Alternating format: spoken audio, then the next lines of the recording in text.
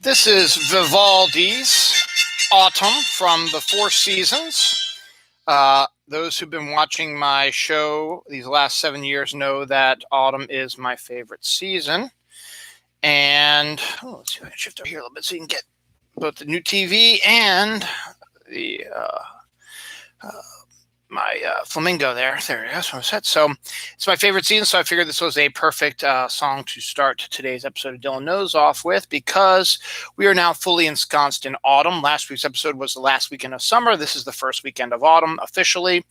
Next week, this upcoming week, is a pretty interesting one for myself personally. On the 29th, which is Tuesday, it will be the 20th anniversary of the day my wife and I started dating. So we've been together for 20 years starting on Tuesday. And then on next Sunday, October 4th, it will be our 17th wedding anniversary. So that's a pretty good weekend. So pretty good. My daughter and wife will be doing a Royale Scout thing Friday night, the 2nd into the 3rd of October. That's Saturday. So she should be back in time for our anniversary, which is nice. I just bought our anniversary gift that I'm going to give her. I'm not going to tell you right now in case she watches the show. So we got that going on. The kids have off tomorrow from their school. It's Yom Kippur. But basically what they're doing is, the way the virtual is working is that they have Wednesdays as their study period. What they're going to do now instead, where they don't have to go to class, what they're going to do now is they're going to take Monday off, and then you don't have to check in. But then on Wednesday, you will be doing your classes that you will have taken on Monday, since you're not going to be doing a study day, since you're already going to have a day off this week. So that kind of works out, I guess. So that's good. So this is episode 369. Nice. Was I abducted by an alien? Now I'm going to explain that, because something very interesting happened in this area and to myself Sunday night and Monday morning last weekend. Also, the reason why I am doing a Dylan Knows on a Sunday, besides the fact that 7 years ago, when I started the show, I used to do it on Sundays all the time, but I've been shifting more to Saturday nights because it's easier. With the football season in full gear, I don't want to miss my team. In this case, my team is not playing until tomorrow, Monday Night Football. They're all playing the Kansas City Chiefs, a huge game. All across the board. So that should be a good game. So I'll be staying up late tomorrow night. So what else I got? I got my UFO screaming story. I got a couple deaths. We've got some casting. We've got the Pie Planet. We've got an awesome trailer for a new MCU product. The MCU also has mixed up their schedules again into a in a way that I'm not a fan of. The idiots in the White House and in government right now are working overtime this past week. We've got some anniversaries coming up for movies and stuff like that. More crazy 2020 stuff, including brain-eating amoebas and zombie hurricanes. We also have some Halloween stuff. We've got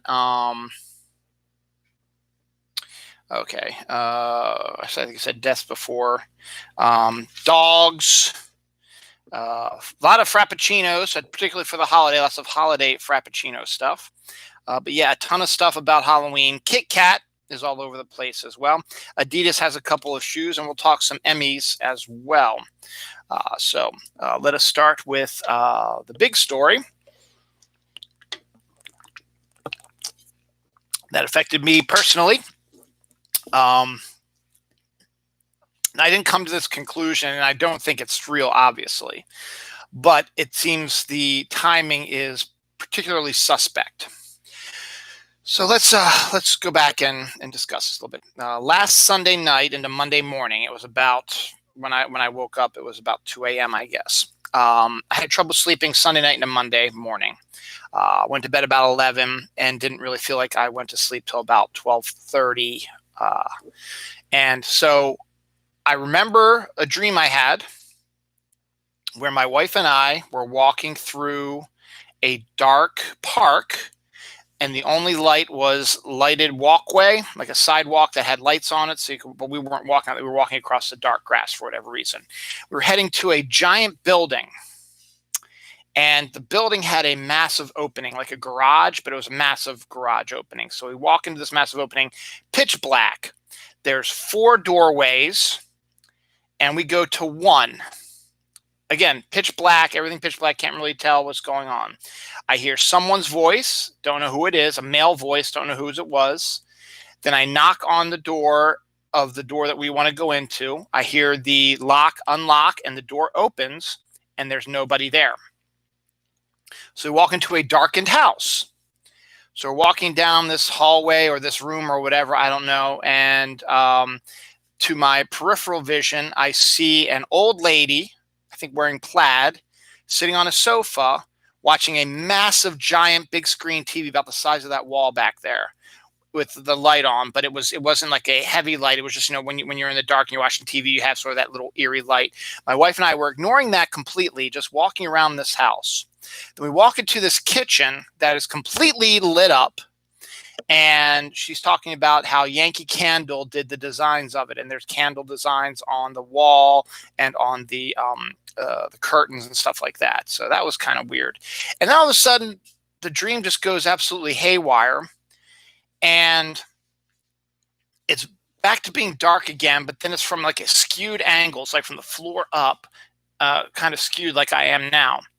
And there's a lighted doorway, and a shadow, who I assume is either me or my wife, walked into this. Hold on a second. I got to get this out of here. Come on, man. Get out of here. I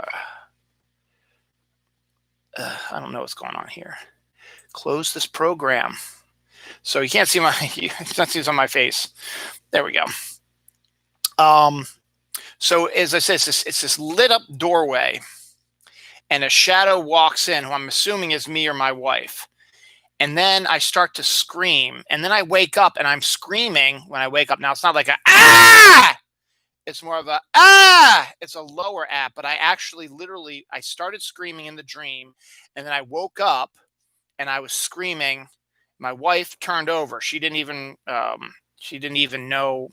hear it. When I told her later about it, she didn't even hear it. But I did. It was, as I said, it wasn't a massively loud scream, but it was a medium range scream. And I remember I woke up. I had started in my dream, and I was continuing it into when I woke up. And I was waking up. I was on my back looking up at my ceiling. So first thing I do, obviously, is I shake it off, and I look to see what time it is. It's about like 2:30, 2:20, 2:30, something like that in the morning. And then I think I had some maybe spittle or something on the stomach, so I wiped that off, and then I think I went back to sleep, and I didn't wake up again until 5 o'clock when I got up to go to work. Now here's the weird part. So that was weird enough as it is. I mean, a dream. I don't remember the last time, if ever, that I screamed in a dream and I woke up and I was screaming, continuing screaming. The one thing I do remember when I was dreaming once is I walked on my sister. This is back when we were little, and we were taking a vacation in Ocean City, and my mom and her boyfriend were in the only bedroom that they had, and then we had a sofa bed that my sister and I shared. And I remember in the middle of the night, I got up and I walked on her, because I was sleepwalking, I guess, and she freaked out about that, obviously, for obvious reasons. But I never, from what I recall, ever screamed from a dream like I did this time. So that alone was weird. But then it got even weirder. So I got up at 5 o'clock, took my shower, didn't really think much about it. I was thinking about the dream because I had remembered it, and the screaming. I remembered all that. I wrote something on Facebook, I think, once I got out of my shower and dressed and downstairs and got my lunch ready, and was just sort of waiting till 6:30 when I leave to go to work. And I'm looking through Facebook. Was it? Or was it when? No, it wasn't in that. So then I went to work, and then it was break time at 10 o'clock. And I went to Facebook, and there was, I think it was, or maybe it was early in the morning, there was a video that was posted from Justin Burke, who is a weatherman that I follow on Twitter. Used to be, I think, Channel 2's weatherman and now does his online stuff. And he posted a picture from one of the doorbell cameras in Owings Mills from about 3:17 a.m. that Sunday morning into Monday morning, the same time I had the dream. Basically what it shows is, you know how the doorbell cameras, they show, your whole front yard basically and who's coming up to your door. Well, the way that the doorbell camera was set, you could see into the sky. There is a streak of light that shoots across the sky that makes it onto the doorbell video. Now, ordinarily you would think, okay, just a meteorite, whatever. They got a lucky catch on that. But here's the weird thing. If you turned up the sound, because I guess doorbell has sound, doorbell cameras have sound on it. If you turn on the sound watching the video and you see it again, it makes a bizarre metallic grinding sound. It's like a vroom. Let's see if I can find it. It is one of the absolutely weirdest. It sounds metallic. It doesn't sound at all like a asteroid would. I mean, I could be wrong. I've never actually, seen a shooting star like that before. But you would think that with all the meteorites we have in the world, that if it did make that kind of sound, we would know. Let me see if I can find it again. Owings Mills doorbell camera. Let's see if I can find this. Here it is right here. All right. All right, come on. There it is.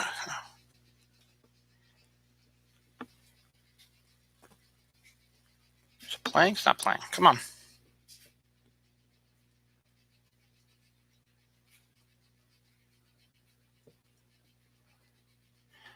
Security camera. Actually, no. Let's go to YouTube. Sorry, I want you to hear this because it's hard to describe.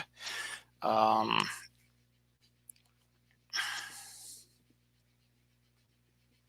it is.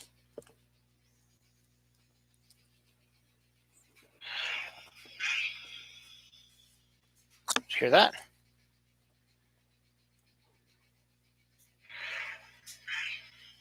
That's the sound it makes when it flies overhead. And it's a beautiful picture. I mean, you can't really see it too much. There's a picture right there, but you can definitely hear the sound of it.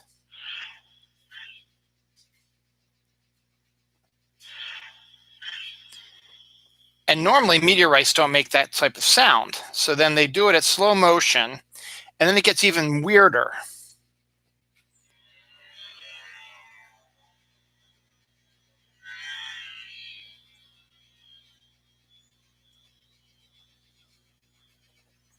See, that's the slow motion sound. And then they had the same house has a garage camera as well.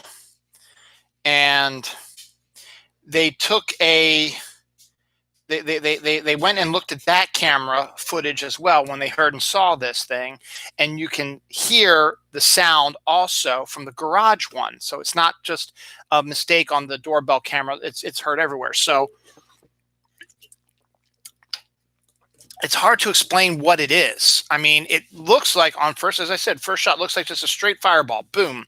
But then you have that weird noises and stuff like that. Then you're like, okay, so maybe it's just going to be, I don't know, like an airplane or something like that flying overhead. But it didn't sound like a sonic boom either. It sounded like something weird. And as I said, this footage happened about an hour after I woke up from my dream screaming. So I'm getting to think, hey, maybe I was abducted. I don't really think I was abducted, but weird just seems the timing of my weird dream and the fact that this thing flew overhead, not that far from me. I'm in Reisterstown. Owings Mills is right next door to us. It's probably about 10 minutes down the road from me, if that, So it was a strange thing, and that was like the coolest thing that happened this week. And then this is just a simple side thing. This has nothing to do with it. But yesterday I started feeling a pain right underneath my knee, the point where your knee and your joint is.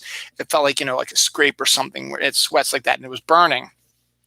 And there's a strange scratch or mark there that I don't remember how I got that.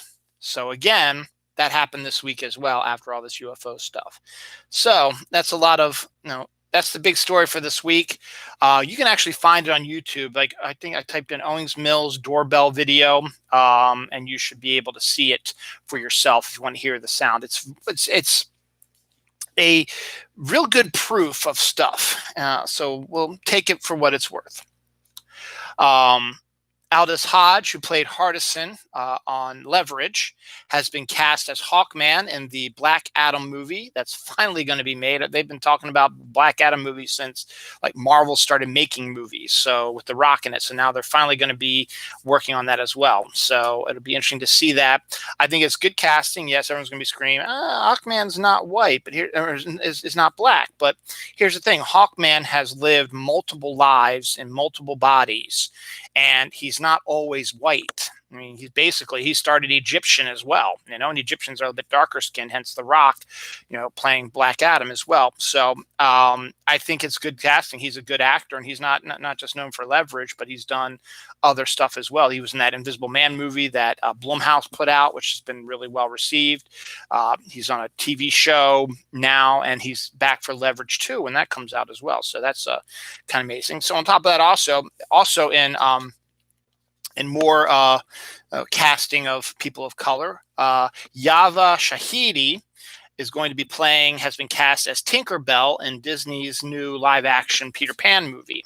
So now you've got another black actress playing a role that's predominantly white. And you know what? Who gives a fuck, They're characters. They can be however you want them to look. Yes, it's how they appeared in the movies originally. But when you're reading books, and there might be pictures from the books as well, sure. But when you're reading books, you can envision the characters any way you like to, for the most part. Now, the writers tend to give you, good examples. They say, okay, has red hair and freckles, like Ron Weasley does in Harry Potter. But it didn't say that, it's weird if a black person has red hair, but it's not out of the realm of possibility, or a Chinese person, whatever. But Ron Weasley has a Chinese name, but doesn't necessarily have to be a Chinese. So you read the book, the fictional book, and the character, while the writer has a description that they might have in their mind, you can, for the most part, portray the character any way you want. That's the way, that's the way you do it. When you read a book,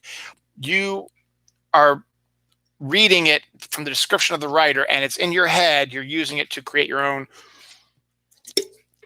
vision of stuff. Good example is one of my favorite books this year was Devolution by Max Brooks. I read it and I loved it, and I want to make the movie of it. I know I'm not going to because I'm not a filmmaker, and it's already been sold to another production company. But regardless, I've been thinking in my head periodically about a trailer and what I would show and who I would cast in certain roles, and it's my who I would like to have in them, and so I focus on that, and then I create a trailer in my head of the movie from what I read. So that's what you do. It's what you do when you read. So get over yourselves. I think it's going to be brilliant, and should be interesting to see. I have no love for DC movies, but this one could potentially be pretty good. I think The Rock is good casting as Black Adam. Of course, in my Adam Strange series, my 7-movie Adam Strange series, I have The Rock playing Hawkman himself, but that's just me, as I said. But we'll see. Aldous Hodge is good actor, so we'll see what happens. Some deaths this week. The big one probably is Gale Sayers passed away, Hall of Fame football player. Who was the youngest to get into the Hall of Fame at the age of 34, basically because his career was cut short due to injury. If he would not have had this injury, he would have probably been the greatest football player of our time. Probably. He was on his way. He holds multiple records in all kinds of, in all kinds of cases. I think he's got the championship in there as well, and he's also a pop culture icon. The movie Brian's Song, made in the 1970s, it starred I think James Caan as Brian Piccolo. and Billy D. Williams as Gail Sayers, about the true life story of, during the 70s, granted, racism and prejudice was still, civil rights movement was in the 60s, but there was still some, anxiety about, black players in the early 70s, stuff like that. And Gail Sayers had to room with a white player named Brian Piccolo, and Brian Piccolo ends up getting some sort of disease or whatever, but the two of them, being roommates, become very close friends, and their friendship, is put to the test when Brian gets this illness, and Gail has to, is by his side and helps him, get through it before he dies. So it's a heartbreaking, tear-jerking film, but it's a hugely popular film. It's been remade a couple of times already, but it is based on a true story. So Gail Sayers passed away this week. He is roundly considered to be one of the greatest football players of all time, and his career, as I said, was cut short due to injury, which is depressing. Real quick, new TV back there. My cousin's TV that I ended up getting, I was setting it up last weekend, and somehow it sort of, I guess, broke. I didn't understand it. I was working on it, also it just shut down, and I haven't been able to turn it back on. Changed the batteries in the remote, tried to turn it on physically with the turn on button. It wasn't working, so I figured maybe I'll just go out and get a new one. I was just going to price it first, and this one was only $250. No, not even that, $199. So I was like, yeah, why not? It's a 40-inch, and it's nice, and it's down here, and it's a Roku Smart TV. So I got that right now down here, so that's good. I'll probably work on my, there's my cousin's. I might work on that later, see if I could get it to fix again. Brilliant. No, I'm sorry. So we'll do the rest of the deaths here. Takuchi Yuko, an actress who starred in The Ring and Miss Sherlock, both the Japanese versions. She died at the age of 40, which is very sad. 600-Pound Life. There's a TV show called The 600-Pound Life. The star of that show, Kalisa McMillan, died at the age of 41. This week, George Washington Biggs, a Tuskegee airman who flew 3 missions, died at the age of 95 this week as well. And WWE Hall of Famer Road Warrior died at the age of 60 this week. Jackie Stallone, Sylvester Stallone's mother, passed away at the age of 98. Michael Lonsdale, the Moonraker villain from the James Bond, Roger Moore James Bond movie Moonraker, died at the age of 89, which funnily enough it came out in, I guess, 70. It was a response to the United States landing on the moon, and it was a tongue-in-cheek James Bond movie about taking over the moon and stuff like that. And Austin Powers also did their version of Moonraker in Spy Who Shagged Me, so that's kind of interesting as well. And finally, Ron Cobb, designer of the Back to the Future DeLorean and had a hand in the design of the alien from the Alien series, died at the age of 83 as well. So those were the deaths for this week. Netflix, this was great. This was yesterday, actually. I had heard about it earlier in the week, and it was said that it was going to come out on Friday, so I thought it was going to be on Netflix, but I was checking through Facebook yesterday, and I happened upon the live broadcast yesterday of Father of the Bride 3-ish, which was a half an hour sequel to the Father of the Bride movie starring Steve Martin and Diane Keaton, written and directed by Nancy Meyers. That was to benefit a group that helps feed the hungry. A lot of this stuff has been happening lately. The cast and crew of Princess Bride rejoined together to do a read-through, but some of the actors were dead, so they cast some other actors in those roles. There have been other, read-throughs of movies, stuff like that have all been for charity as well. So this was more of a mini sequel, as I said, 30 minutes, brought back the entire cast: Steve Martin, Diane Keaton, Kimberly Williams Paisley,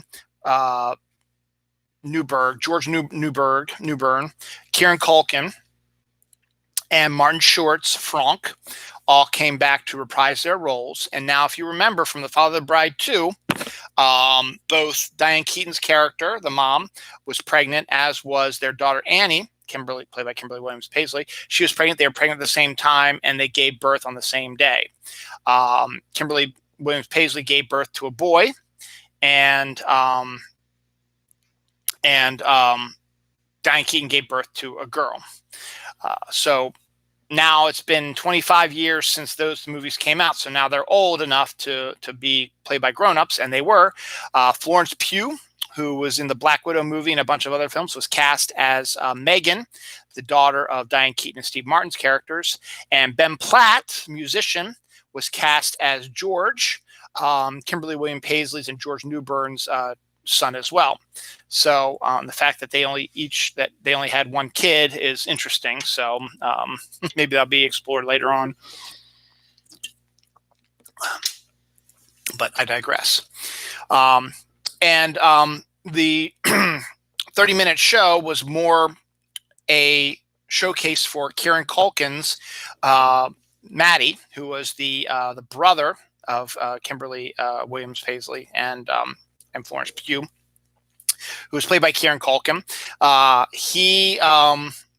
it was done, as I said, in Zoom style. And he apparently had been dating a woman for 6 years, and they were engaged.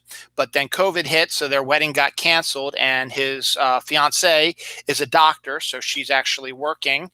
I forget what her name is. Oh God, it kills me. Let me check my Google here.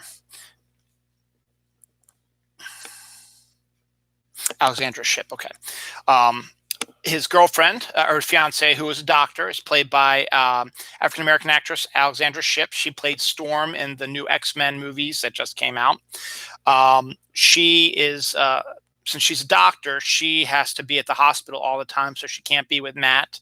And she's quarantined by the hospital, so they are only able to just talk through Zoom because she's busy. But she finally has a breather, and as I said, they're engaged. And Matt decided before he brings her into the call, tells his family that I want to get married. I don't feel like waiting anymore. I don't feel like waiting for COVID to be over. I want to be married. So he said, we're going to do it on this call. If I'm going to ask her to marry me again. And if she says yes, we'll do it on this call.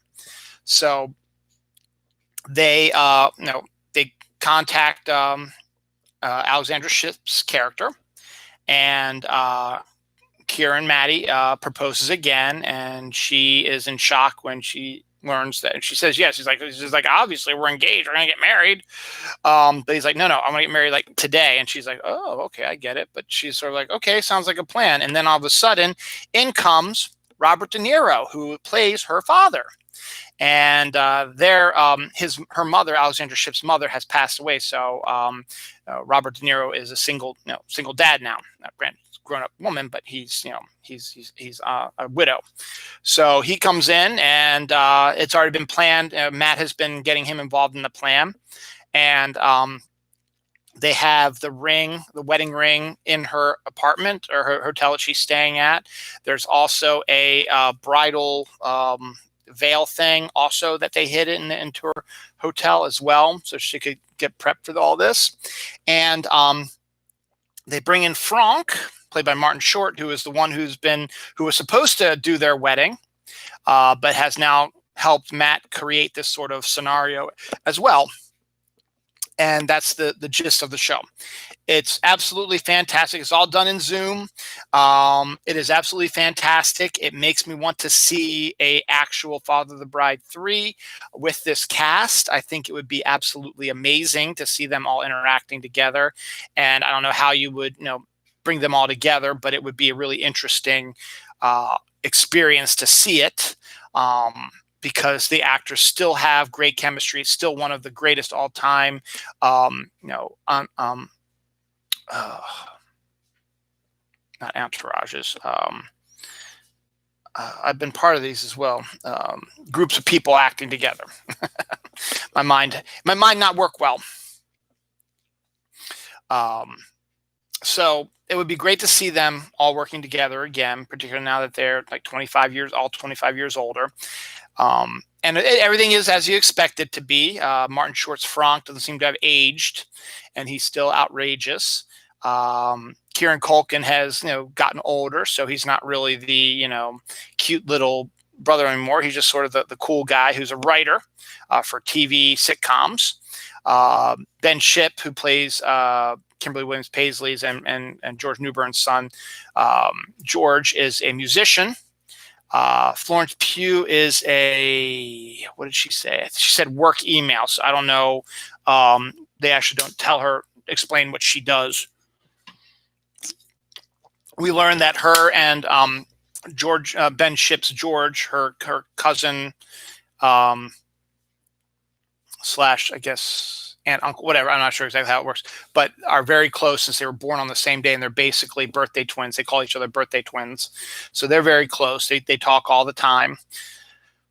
George, played by Steve Martin, is absolutely obsessed with keeping clean. He washes his hands multiple times. He has hand sanitizer all the time. He wears masks all the time. He's sent the whole family ways to keep safe.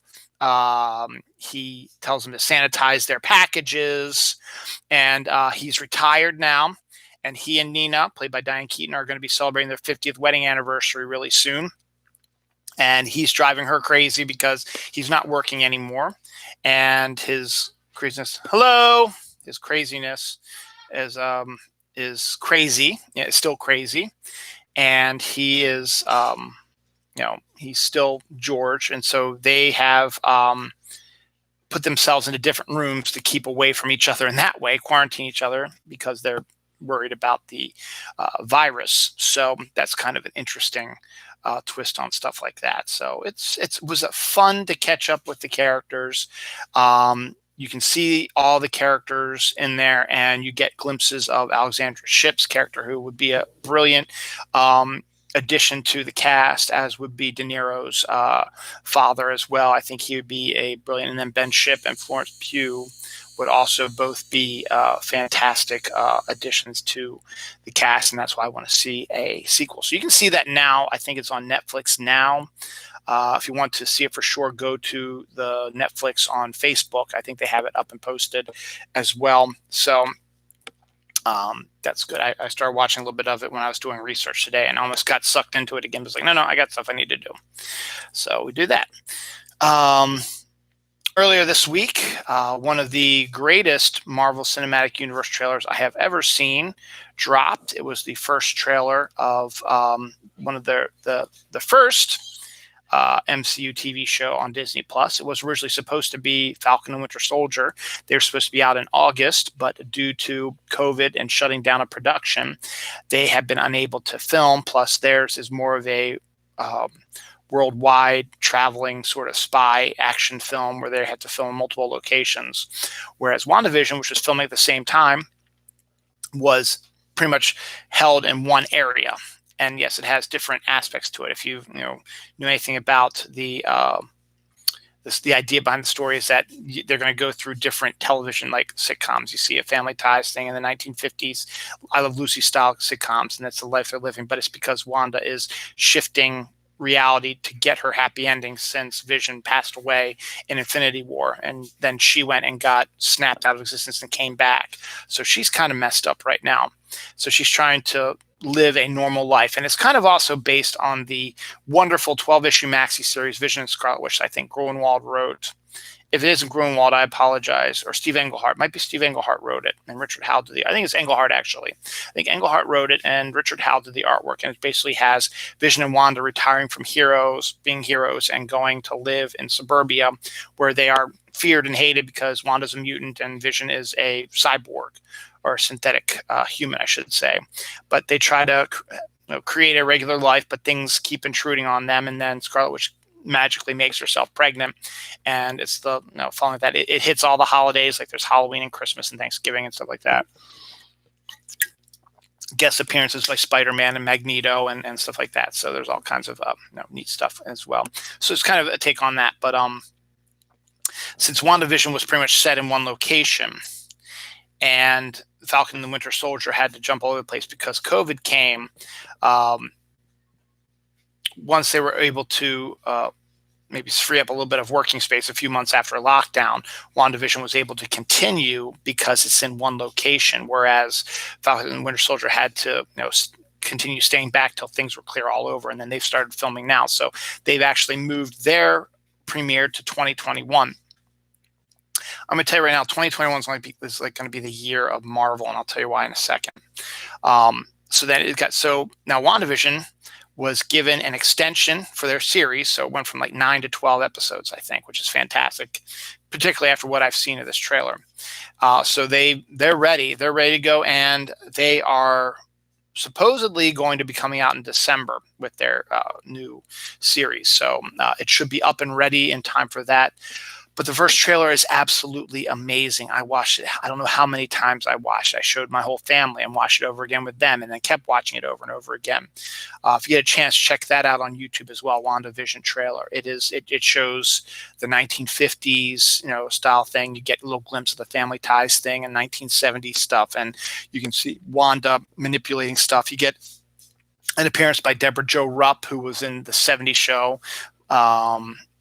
Played the mom in the 70s show, who's fantastic. Who's also had a role in Friends. She's a great sitcom actress, so having her in there gives a little bit of credence.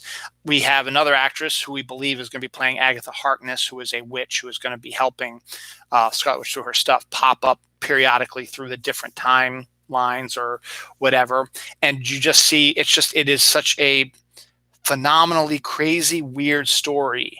And you see Vision in all his glory, and then Vision also is Paul Bettany as well, human and stuff like that. You get all this. It's just they're just throwing everything at the wall and just seeing what sticks. You also get a shot of grown-up Monica Rambeau. Remember from Captain Marvel, she was Lieutenant Trouble or something like that. Now she's all grown up, and she's involved in this as well. So she makes an appearance in the trailer.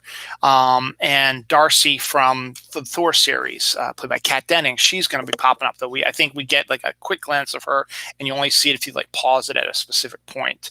And then the Asian police officer from Wasp and Ant-Man and the Wasp is also going to be popping up, reprising his role as well in the series. But we didn't see any of him in that one. But it looks like it's going to, and part of it takes place in Halloween, where you see Scarlet Witch in her comic appropriate costume and Vision in his comic appropriate costume because it's Halloween. That's why they're wearing those costumes. But then there's just such a great sequence, which is Halloween night, and Vision is in his regular look that he's from the MCU. He's flying overhead, looking in the neighborhood, and then he lands at a car where what we think is Agatha sitting there dressed as a witch in a trance, and he like taps her, and she's like, huh.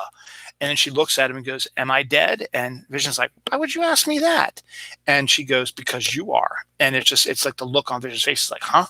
So there's some manipulation by Scarlet Witch in there, and you can see that also in the trailer. It's just phenomenal, and I can't wait to see this movie. Now, I'm going to have to be satisfied by October 30th when Mandalorian comes out, but I want WandaVision like yesterday, and I'm excited for that. Now that I'm talking about MCU, we've got a little MCU update here. So 2021, or rather 2020, was supposed to be Black Widow and the Eternals, Falcon and Winter Soldier, and WandaVision were also supposed to be out in 2020. But because of COVID and other stuff as well, WandaVision appears to be the only one that's actually going to do it, with the others being moved to 2021. But wait, Dylan, Black Widow hasn't been scheduled 2021 yet, has she? This week she has. She originally was supposed to come out in November of 2020. But because of the tepid box office performance of Tenet and a few other stuff as well, it still shows that people are not anxious to get back to the movie theaters yet. So they want to do this right. So they're going to hope and pray that by 2021, this whole COVID business is over and done with, and things will be a little bit better. So Marvel has basically shifted everything to 2021. It is absolutely insane how much stuff will be out in 2021. You're going to have the rest of WandaVision, because it's going to start in December. If it's 12 episodes, that's at least through February. Then you have the Falcon and Winter Soldier has been finishing up its filming, and it's going to be editing, so that should be out in 2021. Loki has continued filming. That should be out in 2021 as well. Then Black Widow was moved to her original date just a year later, May 7th. 2021. She will be kicking off the 2021 summer movie season, if there is one. She is now shifted to May 7th, 2021. The Eternals has also shifted basically to a year later. They were supposed to open in November, early November of 2020, and now they're opening in early November 2021. November 5th, 2021 is now their new date. Shang-Chi, which was supposed to come out and be like the May 7th movie for Marvel in 2021, because they've had to shift their filming, or still filming like that, has been shifted to July 9th, 2021, which I think is a good spot, because I think Shang-Chi is actually going to do a lot better than people think it's going to, considering how well Black Panther and Guardians of the Galaxy and even Ant-Man and Iron Man, when they were, still unknowns, did as well as they could as well. I think it's going to do very well there as well. And finally, Spider-Man has been shifted. I think it was supposed to be in August of 2021. It has now been shifted to December 17th, 2021. So it'll be your Christmas movie. And then I don't know. I don't know if these have been shifted, because I don't remember what the dates were. But Thor: Love and Thunder has shifted to February 11th, 2022, and Doctor Strange has shifted to March 25th, 2022, because I think Black Panther 2 was supposed to be out in May of 2022. And with the death of Chadwick Boseman, I don't know how that's going to work. I mean, I'm not, if you turn Siri into Black Panther, it's fine. But I think what you need to do is, I think the director, Ryan Coogler, has to change the script if that's what he wants to do, because he probably had a specific script he had in mind for Chadwick Boseman's Black Panther. But now that Suri's in there, it's going to have to be changed slightly to fit her, and introduce her as the new Black Panther, why she's the new Black Panther, and set her up as well. So that might be shifted to something else. So then Captain Marvel might make it's hard to say, because right now they really haven't talked about any other Marvel movies that have started filming. I mean, Black Widow and Eternals are in the can. Shang-Chi is still filming.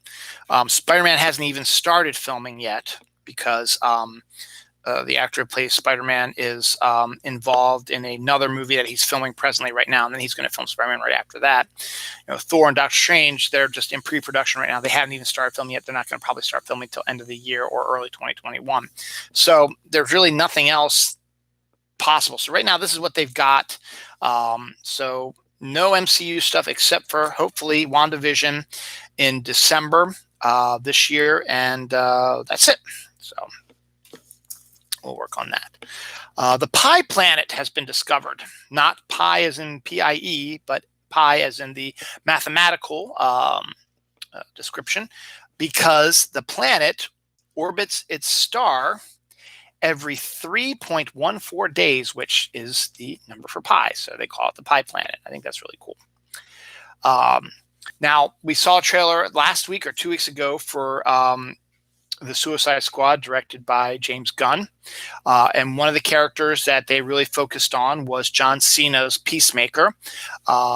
Gunn has been talking about how much he loves this character and loves John Cena's portrayal of it. And it's because he was hiding a little secret that he revealed this week. Peacemaker will be getting its own TV show starring John Cena, coming to HBO Max. So good on that. Oh, and I also forgot about this too. When I was talking about the Marvel stuff, Samuel L. Jackson, his Nick Fury, is also going to be getting his own Disney Plus series. So I can't think if I can. I'll find it when I find it.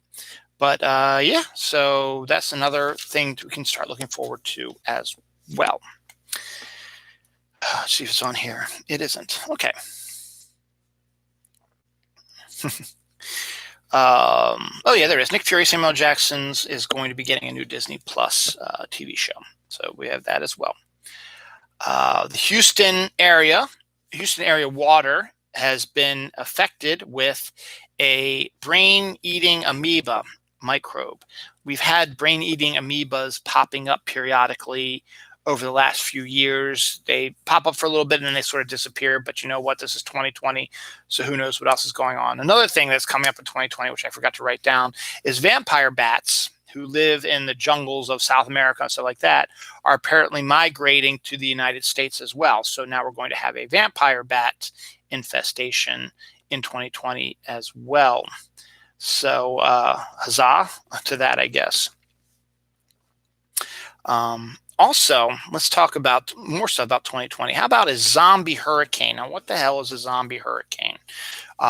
It's kind of, that when hurricanes, once they hit a location, I can't see if I can find it right here. Yeah, there it is. Once it hits a location, it usually weakens and then eventually just turns into a regular rainstorm, and then travels up the coast as a heavy rainstorm. That's about it. Sometimes after it hits a place, its power is lowered, and then it crosses the water and it re-strengthens and hits another location and then breaks up again. That's sort of similar to what happened to Tropical Storm Paulette. Now, Tropical Storm Paulette became Hurricane Paulette back in, I guess, early September, I suppose. And it was a Category 2 hurricane when it hit Bermuda. And obviously, as soon as it hit Bermuda, boom, it was downgraded to a tropical depression and then just sort of became a little storm. It strengthened again to about a tropical storm, to a Category 1, and then it didn't hit anything. It just sort of went over open water after hitting Bermuda and just sort of dissipated and was just sort of a storm. So for about 5 days, this storm has just sort of been lingering in the water offshore, trying to reform whatever you want to. It's just sort of been lingering there. So 5 days later, Weatherman noticed it's reformed. It is now Category 2 again, and it has a new path. So it went from Bermuda and then curved and sort of hung around in this area for a while, and then went out to the Azores and hit the Azores again as a tropical storm or as a hurricane Category 2.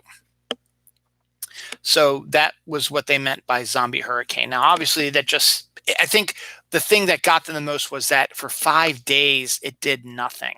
Whereas, when a tropical storm hits or hurricane hits a place and it breaks up and turns into a tropical depression again, if it reforms, it'll reform over water again, which it happens all the time. And then it hits another location and then breaks up again. In this case, it hit a location, broke up, and then didn't reform for 5 days. So instead of it being a day or so after it hit land to reform, it took about a week for it to reform and then went on another path. So that's why they're calling it a zombie hurricane and not just, it just reformed on its own. No, it took 5 days to do that. And that's something that has happened before, but it's very rare. And that's why they call it a zombie storm. And they also, because, hey, it's 2020, Halloween's coming, zombies are big. Why not call it a zombie storm? So we have that going on with 2020 as well.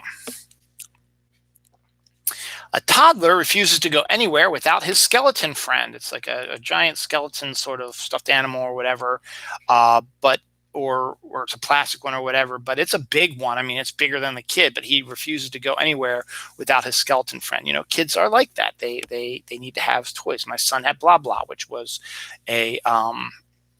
it's a stuffed sock monkey sort of type creature, but it looks like a cat.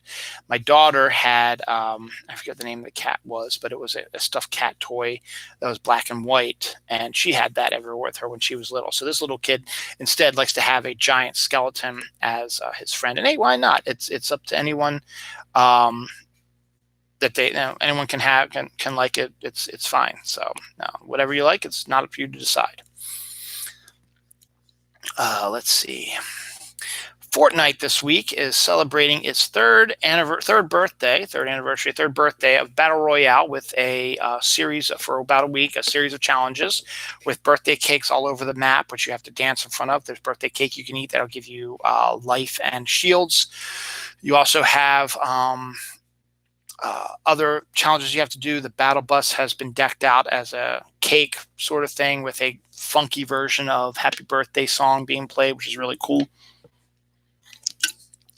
Meanwhile, the Marvel themed new season continues with a Blade skin is now in game. You had to buy that one along with the Silver Surfer ones. Those are the ones you had to buy, not the ones you're going to be getting.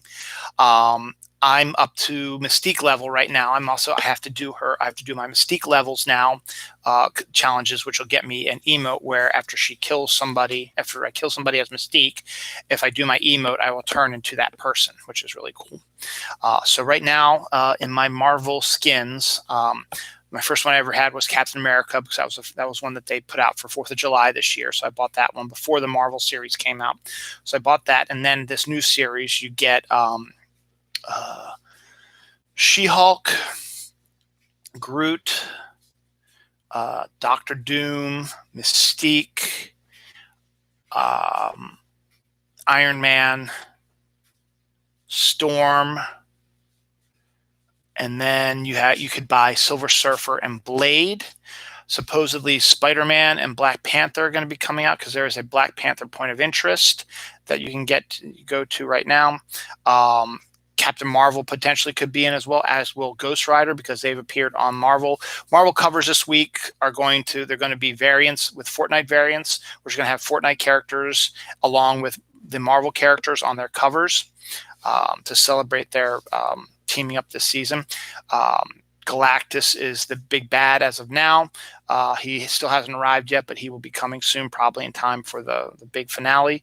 So there's a helicarrier coming your way. Supposedly there's going to be a Nick Fury. Boss you're going to have to take down. There's a Wolverine made his appearance this week in Fortnite, where he is prowling the woods and attacking people and killing them. If you're able to knock him, you'll be able to take his claws. Thor is the first one. Thor is another character we have as well. And each of the superheroes have their own special superhero mythic powers that you need to pick up and use. I've done Dr. Dooms. I've done Thors. I've done Iron Mans. I've done Groots. I've done Storms. I've done Wolverines. I can't think of one of the Mystiques or whatever. But so there's some good stuff coming. So I guess we're going with pizza and not grilled cheese. Oh, well.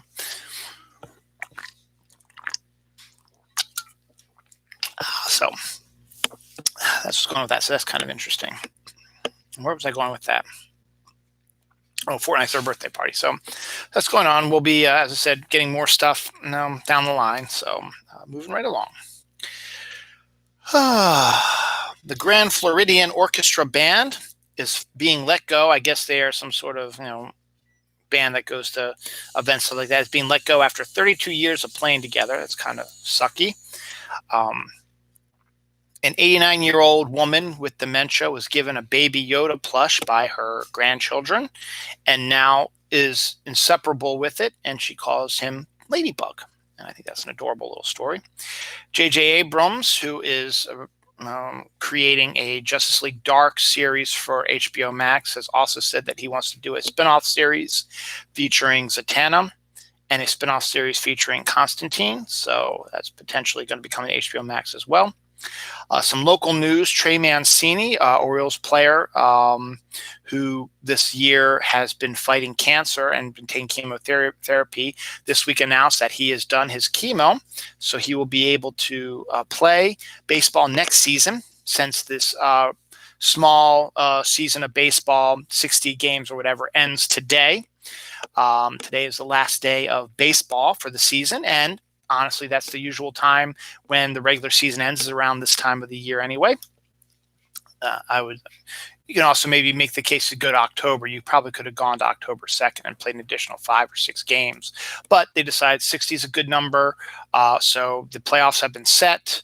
The Orioles didn't make it this year. They looked like they were going to be making a case for it, but then they had a 5-game losing streak after getting swept by the Yankees, and that blew all their chances, and they haven't been playing very well on the tail end of this. So their last game of the season is today. The playoffs start next week, I believe, or sometime in the next week or so. So baseball is come and gone. It seems like it was just here yesterday. It came out in August and ends in September. So I guess it's July, actually. End of July it came out, and now it's end of September. So about 2-month window, 60 games. Makes sense, and I guess, it was a weird year and will be, but they actually got a baseball season in. Basketball and hockey are both getting ready to wrap up their seasons as well. They're getting close to their finals. and then obviously they're only going to have a break of probably a few months, and then they got to start their regular season over again because they start usually in November, December. So maybe because they had this protracted season going this late in the year, maybe they'll take a breather and wait till 2021 to start their seasons, but we'll see.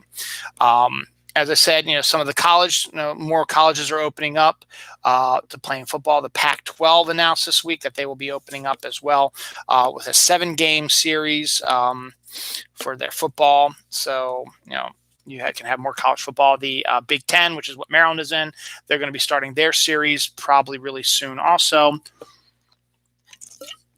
I think they got an 8 to 9 game window that they're going to be playing. So it's all a way to get into the bowls and stuff like that and championships. And it's just a weird protracted year again. So you got all that going on. Scream 5 has apparently been filming. I've been hearing all this casting, but I didn't know they were starting filming, but they have been, and is now stopped filming due to a crew member getting COVID-19. So as I said, COVID-19 is still out there, out and about, and you got to keep it the way it is. Fox News successfully argues in case that no reasonable viewer would take Tucker Carlson seriously because they were put in a court case where Tucker Carlson, who's this bloated conservative jackass talking about all this bullshit out of his head, caused some issues, and the company got sued, and they were able to successfully say that no one in their right mind would believe one of our TV personalities, which I think is kind of a good burn if you think about it, but at the same time gives you how they actually think about this guy. I mean, he's not. No reasonable person would believe anything he says, but the fact is, then why are you still airing him on your damn show? Get rid of his ass. That's besides the point. A pro-Trump pastor claimed that he prayed for Ruth Bader Ginsburg's death, which, if I'm not mistaken, actually goes against religious practices. You don't pray for people to die because religion is supposed to be to help people, but the evangelicals and all these dumbass Catholics, not like me and not like other Catholics, but there's a dumbass branch, particularly the evangelicals as well, have this need to push Christianity and evangelicalism down people's throats and claim that they are the greatest religions. You can just suck my dick about that, you stupid fucks. Breonna Taylor's killer got a minor charge of damage. Instead of being charged with murder or manslaughter, was charged with blowing up the drywall of their white neighbor's house, shooting bullet holes, stuff like that, which leads up to a 5-year fine or 5 years in jail. And it is not justice, and that is absolute bullshit. And don't tell me that racism isn't alive and well. So you can just suck my dick again. On the bright side, let's talk about the Ryans. Ryan Reynolds, who I've told you about earlier, in other episodes of the show, has his own distillery where he creates gin and sells gin.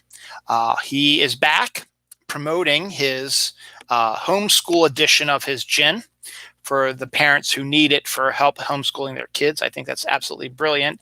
And I think Ryan Reynolds is the absolute perfect person to run a gin distillery and to push his gin.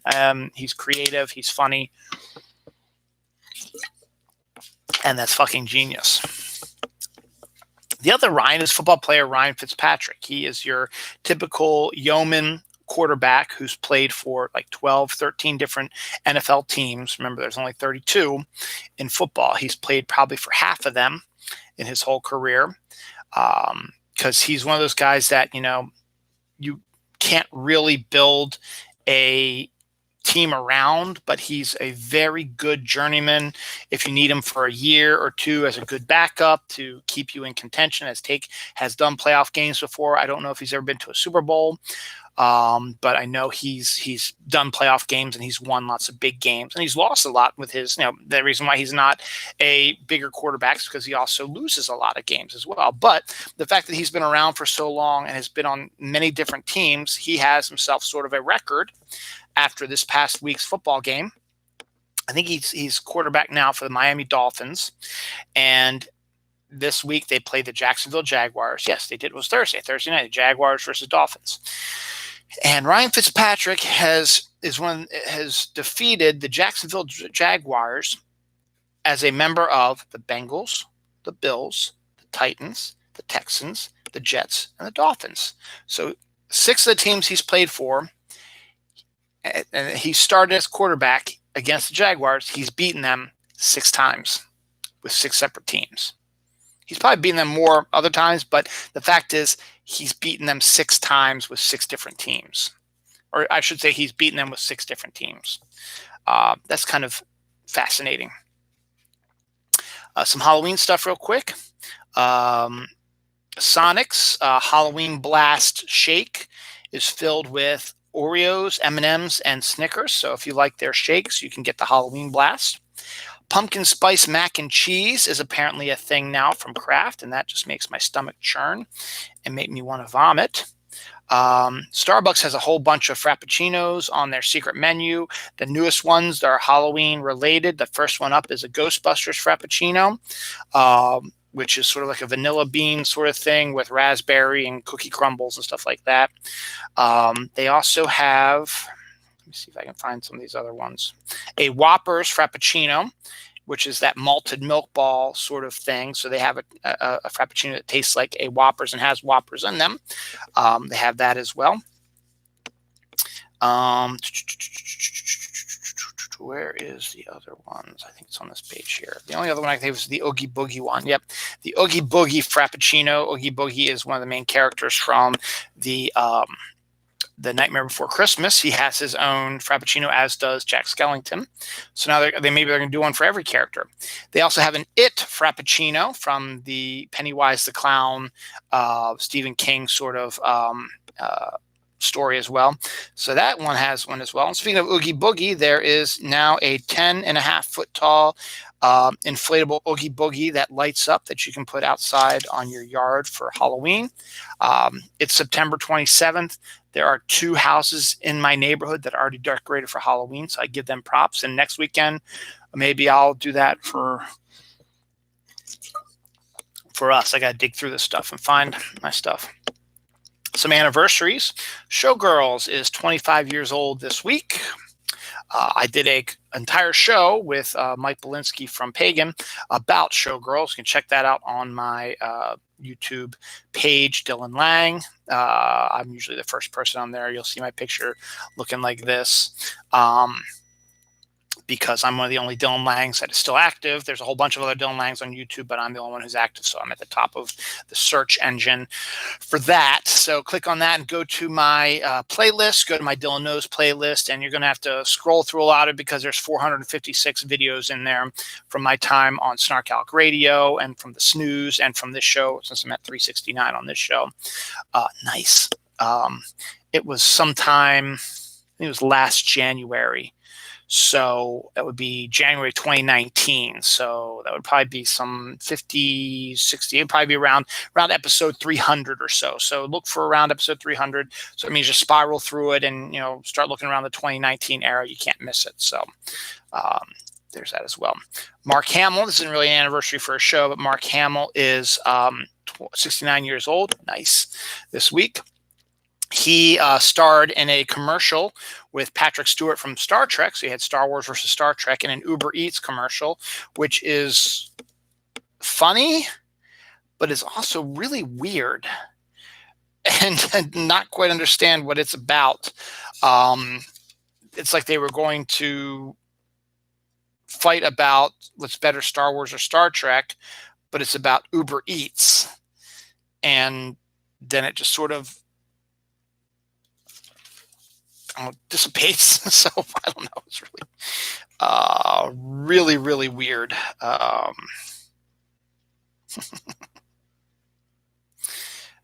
see if I can find that anywhere else. I can't find it right here. So maybe I'll find it later on. So that's kind of interesting as well. Let's see what else. Oh, yeah, I was looking for anniversaries. The Rocky Horror Picture Show is 45 years old this week. So that's a big video and movie that people watch around Halloween. So its 45th anniversary is actually this week. So you can, check that out and watch it and for yourself. I don't know if I have any other ones here. I don't think I have any other ones this week. There's a whole bunch of other ones that they've been showing, but those are like the big ones that I found. Saturday Night Live, earlier this year, they came back on with sort of a Zoom show and had, special guests and stuff like that. I think the first guest was Tom Hanks, and he did a monologue from his house. And then I think he did a couple of sketches with the rest of the Saturday Night Live crew via Zoom. But this week, apparently, SNL will be going back to live broadcasting from studio and not from Zoom. And they are going to have audience members come to the show because you can't, the actors play off of the live audience. So it's kind of a good thing that they're doing that. But they are going to be testing every audience member as well. I'm sure every cast member for any COVID symptoms, stuff like that. So check that out. So I think Saturday Night Live, I think might actually be, I don't know if it was yesterday, but it might be next weekend as the season premiere. So we'll check that out as well. As I talked about earlier, hockey is finishing up their season with some of their finals and stuff like that. So hockey fans all over the world have been screaming and yelling at their television since they really can't go to bars now and watch them there. But a neighbor who heard his neighbor screaming, "Shoot, shoot," not knowing what he was talking about, called 911 because he was afraid that maybe there was a gunfight or a robber or something like that. So he called police to check out why his neighbor was screaming, "Shoot, shoot," make sure his neighbor was okay and not in any danger. It turned out he was watching playoff hockey and was screaming at the hockey players to shoot at the goal. So that's kind of funny. It's kind of a reverse Karen thing. That the neighbor was concerned for the well-being of his neighbor who was screaming at the top of his lungs, "Shoot, shoot." So I can understand where that comes from. A Louisiana police officer who claimed that somebody shot him, I think, during one of these Breonna Taylor protests, in actuality shot himself because he's a fucking moron. And hey, these fucking morons continued to do this themselves. A guy in line at a shop, I don't know, the story somewhere else, also shot himself with his own gun. He decided he was going to carry his gun with him to the store because he felt in danger or whatever. Fuck him, fuck you. And he shot himself in the store as well. So your own worst enemy is yourself, you dumb fucks. There's a new mural at the Disneyland Resort that is a tribute to Chadwick Boseman. It's a fantastic, if you haven't seen it already, it's a wonderful painting of Chadwick doing the Wakanda Forever salute to a young African-American child who was also kind of doing it. It's adorable, it's cute, and I love it. Tom Cruise I think I said this last week, has been okayed to film a movie directed by Doug Liman up in space on the ISS. He has been cleared by his production company, by all the space agencies to do this. He will be launching from Cape Canaveral and will be connecting up with the ISS, and he will be filming his movie on the ISS. So that's going to be interesting. That might actually be a movie I might not mind seeing. It's going to be an action film set on the actual International Space Station, and the star is actually going to be in outer space, which I think is really kind of cool. So go for it, man. Dogs that can detect coronavirus are being used at a European airport, and they are 100% accurate. So if they're sniffing people and you walk by them and they don't bother you, then you're fine. But if they start freaking out and barking at you, you either have drugs on you or you have coronavirus. So they're going to test you, and if you have coronavirus, you will have to be quarantined. But they are 100% accurate right now. Simon Pegg, who along with I forget what his name is, director Edgar Wright, have done sort of a little trilogy of stuff, which I got. I had never really seen any of them, but I got my cousin got the disc that had all three of the movies together on one set. And when he passed away, I was able to take some of his movies because his parents said it was okay. So the one I got was the one that was like the unofficial trilogy, which was Shaun of the Dead, Hot Fuzz, and At the World's End. And they're all different stories, but have the same sort of actors in them, and they're doing different things. Shaun of the Dead is the two working class loser type guys who are unaware that a zombie apocalypse is happening until it's too late, and then they have to defend their territory from the zombies. Hot Fuzz is about a hot-headed police officer from the city who gets sent as punishment to a small rural town in England, in the European countryside, I should say, where it seems like nothing is ever going to go wrong. There's no crime. It's quiet, but this police officer discovers a conspiracy that's been laying in this small town for centuries that nobody has ever seen because it's been so tranquil in this town. And because he's such a hothead, he stumbles upon it and has to stop that. And then finally, At the World's End is a group of buddies who are doing their last bar hop, have to go to the World's End, which is a bar, and they have there's a bar contest, like who can drink the most without passing out or something like that. So they go to do this contest, and so while they're hanging out at this bar, aliens invade the Earth. So and they have to fight off that. So Simon Pegg had written a sequel to Shaun of the Dead, which is going to focus on vampires. And I think that would have been brilliant to see Shaun of the Vampires or whatever. So I think that would have been an interesting one. People who've read it said it's absolutely brilliant, but I guess it's too late to film it now because they're older. So we'll see. Pregnant woman jumps into the ocean to save her husband from a shark attack in Florida. So, don't ever underestimate women or pregnant women. They see their loved one being getting ready to be attacked or are being attacked, and they'll go in there. They don't care and just try to save them. So kudos to you. Fantastic. Adidas has got a bunch of shoes coming out this week. The Boba Fett one I told you about earlier, and a few weeks ago, whatever, on my show, it actually came out this week. The Boba Fett one has a pouch on the shoes, and Adidas also has a Lego shoe designed and to look like Legos, not made out of Legos, but it looks like they are made out of Legos.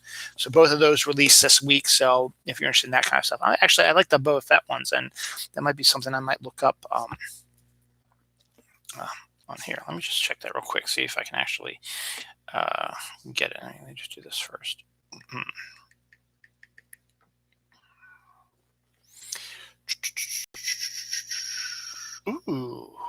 Ooh, I think I'll take that because I don't have that on it's something completely different. I don't have that movie on Blu-ray. So I think I'm going to pick that up. I think I'm going to buy that a little later. But first, let me check out Boba Fett shoes. Let's see if I can get them off of Amazon. Boba Fett shoes for men.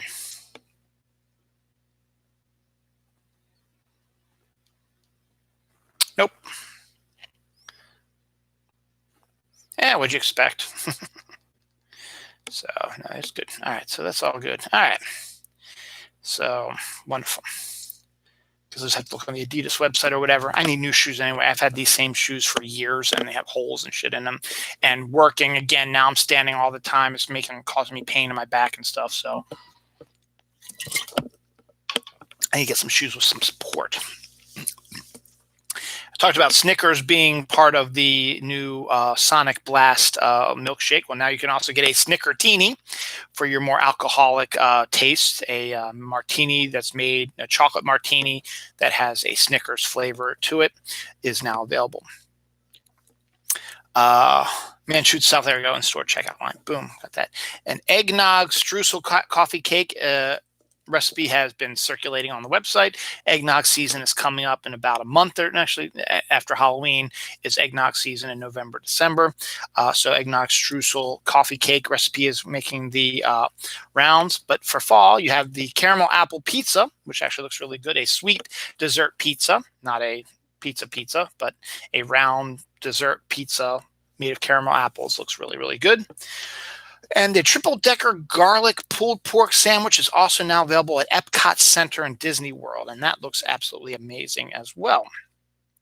Red velvet Oreo brownies have a layer of chocolate truffles. So if you like the red velvet and you like brownies with Oreos, or red velvet Oreo brownies, has truffles in it. That sounds good.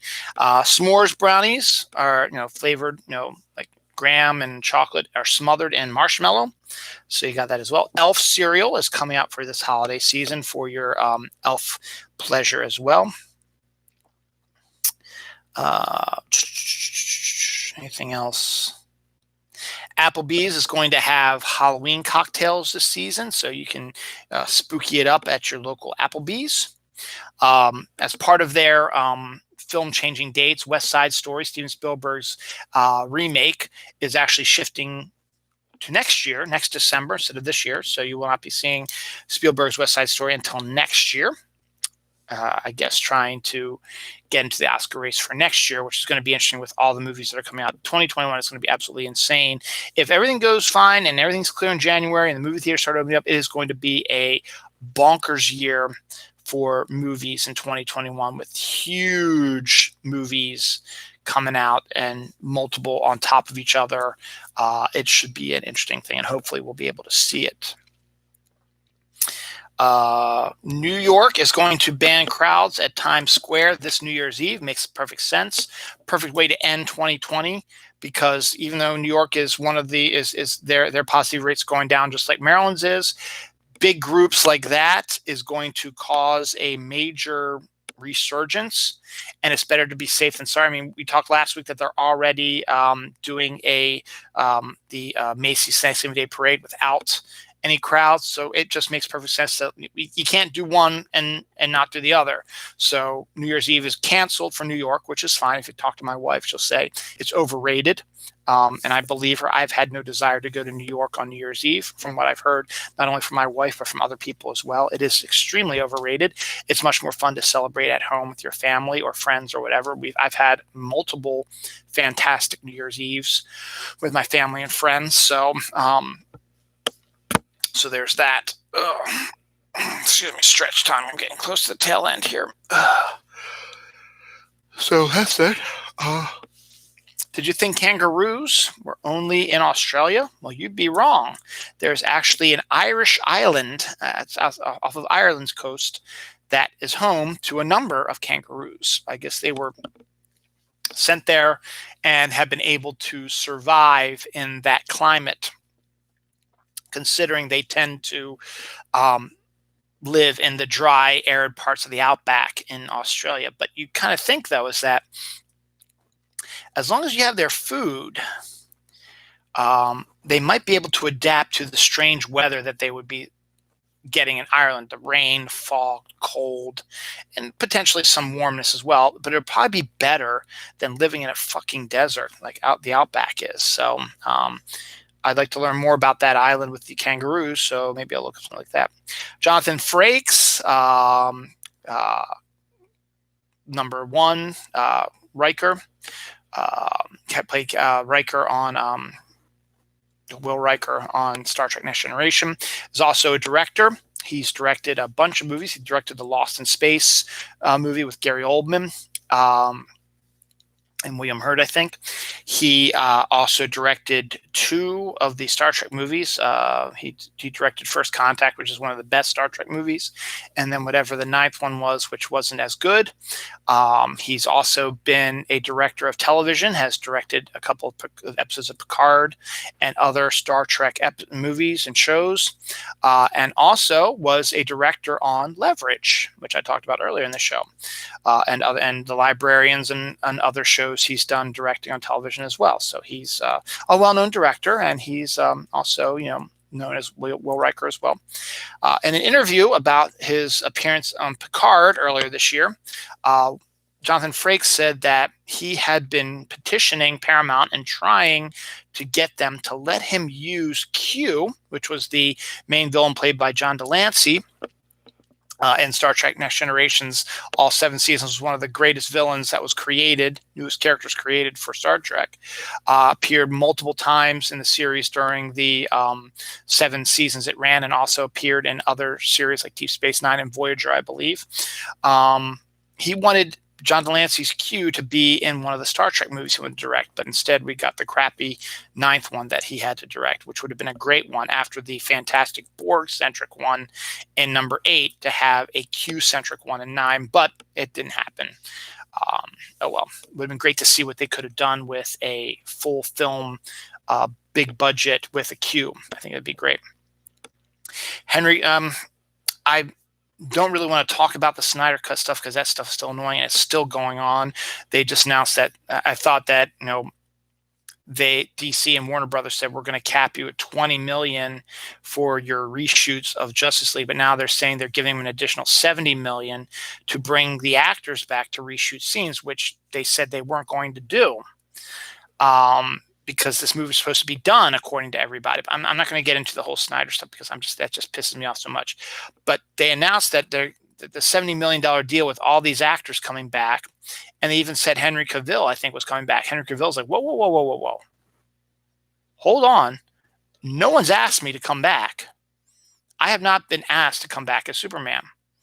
So I don't know what to believe anymore. And plus, it would be really stupid of them to just do this.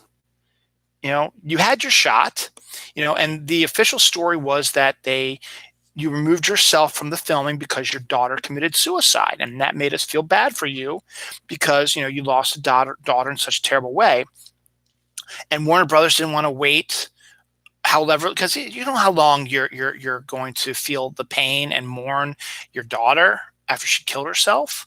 It could be years before you're ready to film again. You don't know that. No one knows how people are going to react to stuff. So they wanted to get this Justice League movie out because they felt that they needed to compete with Marvel. So they went to the most viable person they could find, is Joss Whedon.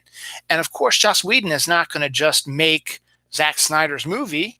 He wants to make his own. He has his own vision for Justice League, so that's why Warner's put him on there.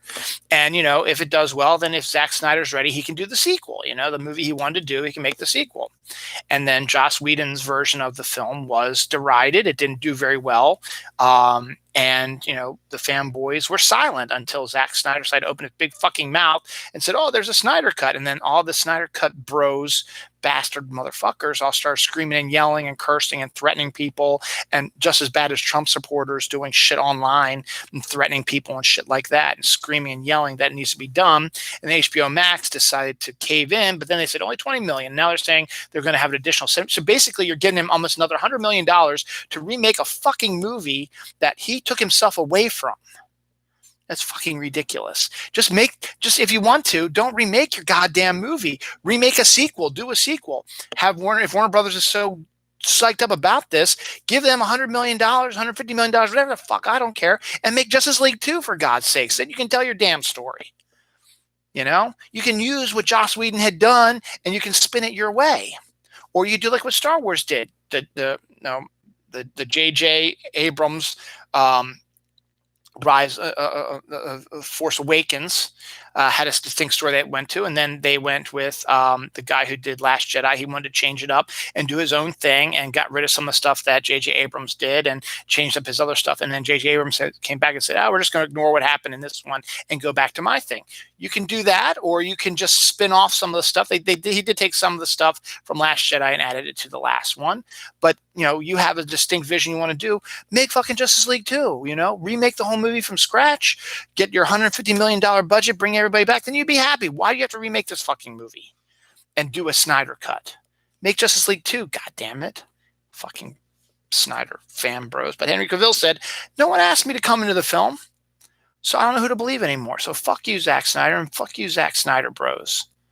Normally I wouldn't say that because you lost your daughter to suicide, but all of a sudden after her death, it seemed like only like a few months after death, you started spouting off, and after Justice League failed, you started spouting off about your goddamn Snyder Cut. Fuck you, Snyder. I hate you anyway. Terrible director. Ruined Superman, Batman, and everybody. And Flash is not fucking Peter Parker, you dumb fuck. Rant's over. Some interesting local news. As I told you earlier, the Baltimore Ravens will not be playing football today. They will be playing tomorrow night's last game of the week, Monday Night Football against the Kansas City Chiefs at home in Baltimore. Going to be a huge, big game. Could have playoff connotations. It's going to be a huge game. Two 2-0 teams. One team is going to be 2-1 when this is over, and one team is going to be 3-0 when this is over. It's at home in Baltimore. And the Ravens did not have fans for their premiere 2 weeks ago against the Browns, or their opening 2 weeks ago against the Browns. They are now going to be testing the waters. Now they're going to bring in 250 fans for tomorrow's game. But there's the catch. The fans are family members of the football team. So the coaches' wives and children, the players' wives and children, stuff like that are all going to be coming. So they want to see how this works. And then the next home game, which is in 2 weeks, they're going to see maybe we can bring in some regular fans. And then gradually, when you get to week 8, week 9, week 10 out of the 60-week season, then maybe we can open up to maybe half capacity or full capacity, depending on what COVID does. So this is going to be a test. So we're going to see what happens, but it'll be interesting to hear the crowd noise piped in and 250 fans screaming and yelling as well. So it'll be interesting. So that's kind of interesting about that. This is a bit closer to home. Reisterstown is one of the oldest cities in the United States, founded in 1737, I think, something like that. Anyway, it's not really a city, it's a town. Anyway, the main thoroughfare through Reisterstown is a main street. Lots of small towns, historic small towns have main streets because, back in the old days, people weren't very creative when it came to street names. It was like Main Street or A Street or One Street, or named after, historical people, Washington, Adams, Hamilton, stuff like that. Or you could do, stuff from England, like Victoria and Maryland and Virginia and Pennsylvania. Penn was, so there's Jamestown, there's stuff like that. So Reisterstown been around for a while. The Reisters were the ones that created the town. That's why it's called Reisterstown. They are buried in the Reisterstown Cemetery. You can see the grave markers there. They're in a special spot, as are the Owings, who created Owings Mills as well. We have this main street that's been around forever, and it actually connects to Reisterstown Road. It becomes Reisterstown Road. Main Street becomes Reisterstown Road, and Reisterstown Road goes all the way into Baltimore City.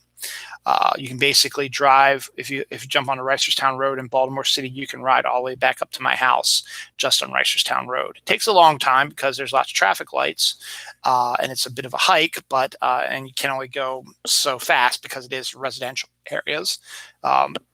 At the highest height, maybe 40 miles an hour, if that.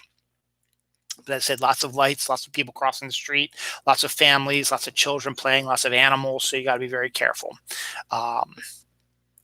Anyway, Reisterstown has been fighting for years to try to get some sort of listing in historical main streets to be listed as a historical main street or something like that. They got their wish this week. Reisterstown has now officially been put into listed as an American main street, along with other main streets that are of historic significance all over the country as well. So good on you guys, Reisterstown. Fantastic. We're on my last ship because I really need to get through this quickly because I got to go to the bathroom again. It always seems to happen when I'm doing this. Collider's dessert cups include Reese's, Kit Kat versions, and York Peppermint Patty, Hershey's. Basically, it's like a mix of like yogurt, pudding, and like candy from each of the ones. Like the Reese's one will have Reese's peanut butter cups in it, and Kit Kat, okay, blah, blah, blah. But it's a new thing out there, new kind of dessert you can pick up now if you want. My daughter loves The Sims 4. The Sims 4 is going to be getting new skin tones after a lot of people have been complaining that they can't create characters that match their skin tones. So I think that's really good. And we're going to see more of that. And another optical illusion pic has made its circulation, has gone viral across Facebook and Twitter. It is a picture of a dog, but if you look at it a certain way, you can either see a dog or you can see an evil clown child. So a wonderful optical illusion thing to happen right around Halloween. Oh, there it is. Mark Hamill and Patrick Stewart face off. I did that one already. Michael Jordan is going to be starting his own NASCAR team. He's got some, I think Bubba Watson and a few other really good NASCAR people are going to be joining the Michael Jordan team. So he'll be more hands-on when it comes to NASCAR. So good on that. The TV show Supergirl will be ending after its 6th season. And on top of that, the actress who plays Supergirl, Melissa Benoit, and her fiance, I think Chris Wood or something like that, brought their first child into the world this week. So congratulations to them. But Supergirl will be ending after this season.